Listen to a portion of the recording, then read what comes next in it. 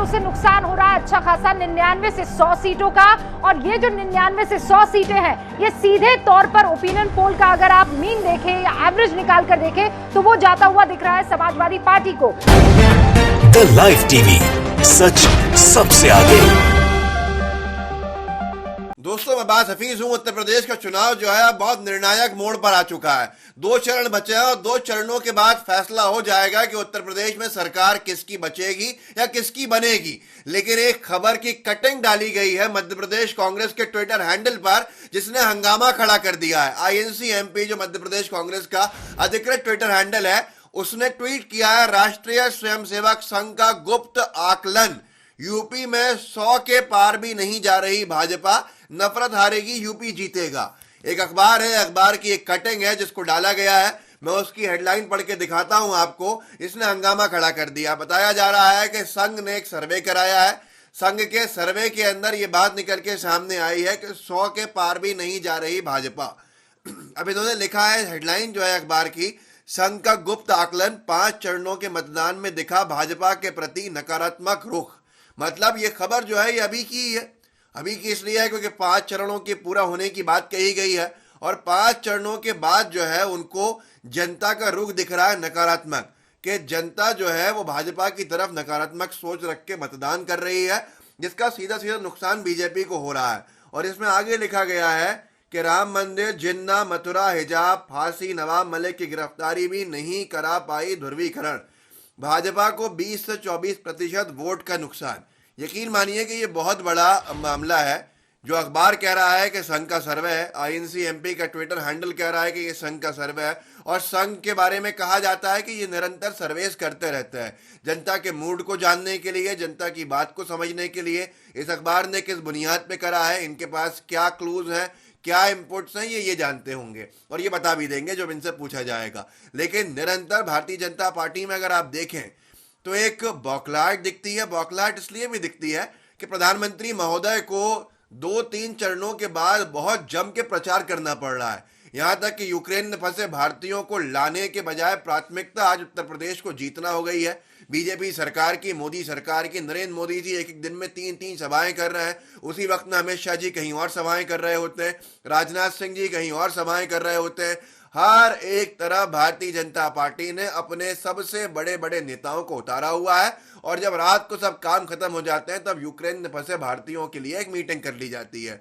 हमारे जितने बच्चे आए हैं उससे कम कई गुना बच्चे जो है अभी भी यूक्रेन में फंसे हुए हैं। और जिस हिसाब से सरकार निकाल रही है बच्चों को, ये एक अखबार का दावा है कि शायद 15 दिन लग जाएंगे बच्चों को निकालने के अंदर।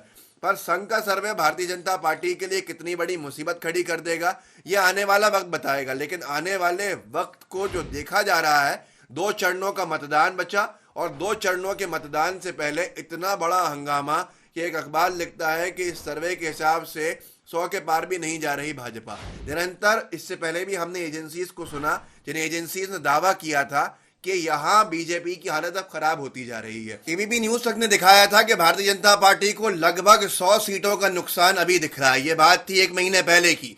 पर जैसे जैसे मतदान शुरू हुआ, एक के बाद एक चरण होते चले गए, भारतीय जनता पार्टी की तरफ जो लोगों का गुस्सा था वो और जम के सामने आने लगा, तो और स्थिति स्पष्ट हो गई। अगर आपको याद नहीं है कि ABP न्यूज ने जो दिखाया था, रूबिका लियाकत जी के मुंह से हमने सुना था कि 100 सीटों की कमी सीधे सीधे दिख रही है। मैं आपको याद दिलाने के लिए उस वीडियो का एक अंश भाग लगा देता हूं, जिससे आपको ये सर्वे भी समझ में आ जाएगा कि इसमें कितनी सच्चाई हो सकती है। ये वीडियो एक क्लिप है छोटी सी, इसको देख लीजिए याद करने के लिए। मैंने ही 1 महीने पहले आपको एक वीडियो के माध्यम से इस पूरे के पूरे सर्वे के ऊपर एक वीडियो बना के आपको समझाया था, जिसके बाद अब 1 महीने हो गए। ये वीडियो दोबारा देखिए। इस बार उसे नुकसान हो रहा है अच्छा खासा 99 से 100 सीटों का। और ये जो 99 से 100 सीटें हैं ये सीधे तौर पर ओपिनियन पोल का अगर आप मीन देखें या एवरेज निकाल कर देखें तो वो जाता हुआ दिख रहा है समाजवादी पार्टी को। लेकिन बावजूद इसके इन्होंने पूरा मीन निकाला था, जितने भी ओपिनियन पोल्स आए थे उन पोल्स के हिसाब से कि 100 सीटें कम हो रही हैं। और अब ये जो मध्य प्रदेश कांग्रेस के ट्विटर हैंडल पर डाला गया अखबार, जिसकी कटिंग के अंदर साफ तौर पर लिखा गया कि संघ के सर्वे में भारतीय जनता पार्टी 100 सीटों से आगे नहीं जा रही। सर्वे में कितनी सच्चाई है, खबर में कितनी सच्चाई है, ये बात तो समझ में तब आएगी जब इसके ऊपर कोई आपत्ति करे या आपत्ति के ऊपर जांच हो, वो आने वाले समय पता चल जाएगा। टीवी9 भारतवर्ष ने भी लेकिन शुरू से ये देखने को मिल रहा है कि कई ऐसे सर्वेज आ रहे हैं पिछले 2 महीनों से जिसमें बीजेपी की हालत खराब से खराब होती जा रही है। इसकी क्या वजह है ये तो जनता देखा रही है। बेरोजगारी बड़ा मुद्दा है, बेरोजगारी के साथ साथ व्यापार जो चौपट हुए हैं वो बड़े मुद्दे हैं। ये तमाम चीज़ें हैं। कुछ वक्त पहले टीवी9 भारतवर्ष ने भी डाला था कि सर्वे यूपी में कम होंगी बीजेपी की सीटें, इन राज्यों में भाजपा को मिलेगा बहुमत, जाने पंजाब समेत 5 राज्यों में किसकी बन सकती है सरकार। इनका भी कहना था कि बीजेपी की सीटें जो हैं उत्तर प्रदेश में कम हो जाएंगी, वोट शेयर भी कम हो जाएगा। वन इंडिया ने अभी कुछ वक्त पहले लिखा, एबीपी सी वोटर सर्वे, उत्तराखंड में इस बार भाजपा को हो सकता है 23 सीटों का भारी नुकसान।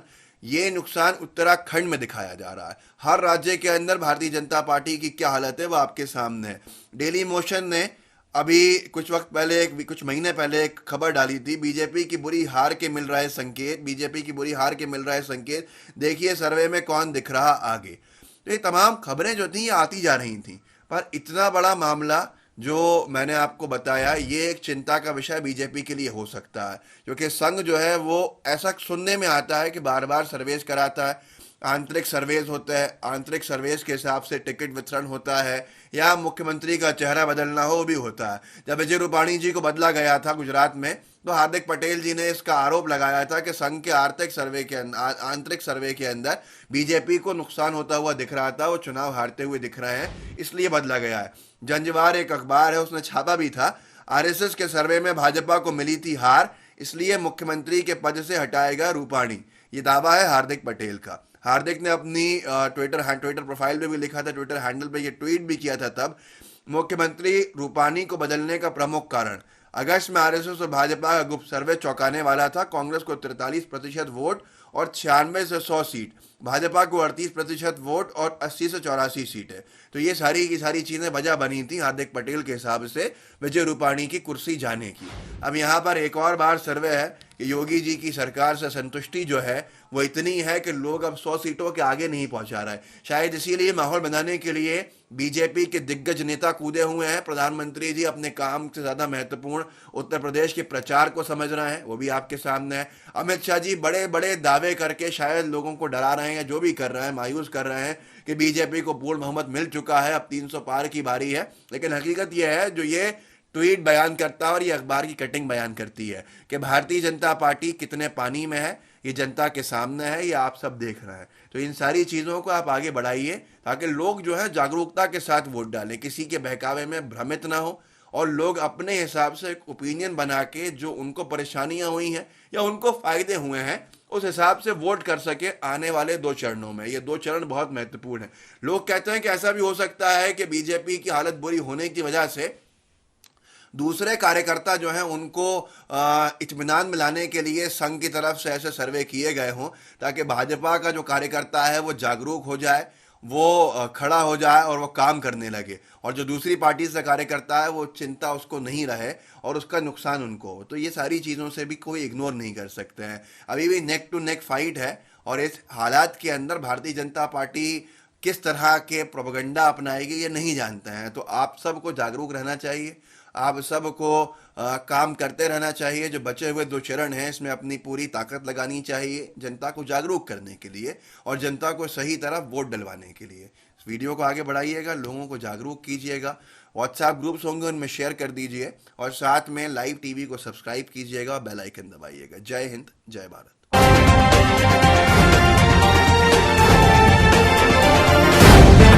द लाइव टीवी, सच सबसे आगे।